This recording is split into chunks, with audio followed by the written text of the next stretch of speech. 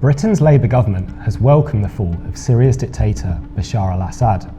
But 20 years ago, Labour leader Tony Blair wanted help from Assad's fearsome security services. That's according to newly declassified documents we found from 2004.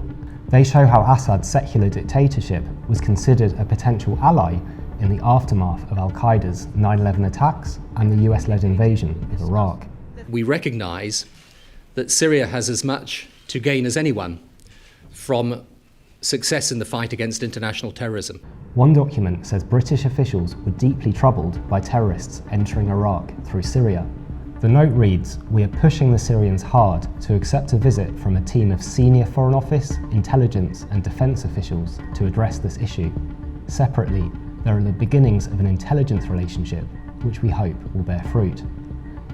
It's unclear from the documents if Assad agreed to work with the British on this, but the Syrian leader had good relations with Blair, having already been invited to Downing Street and even meeting the Queen. It sounds as though you've been having a very busy time since you've been here. And behind the scenes, Western intelligence agencies used Syria to interrogate Al-Qaeda suspects. A former CIA officer said at the time, "If you want them to be tortured, you send them to Syria." So who were these terrorists that Blair wanted Assad to capture? Among the Syrians who went to fight in Iraq at that time was none other than Abu Muhammad al-Jilani, who went on to overthrow Assad last month. He fought against the US occupation in Iraq and became a leading regional figure in Al-Qaeda. His rebel group, Hayat Tahrir al-Sham, or HTS, is currently on Britain's list of banned terrorist organisations over its links to Al-Qaeda, but Jilani claims he's no longer involved in terrorism.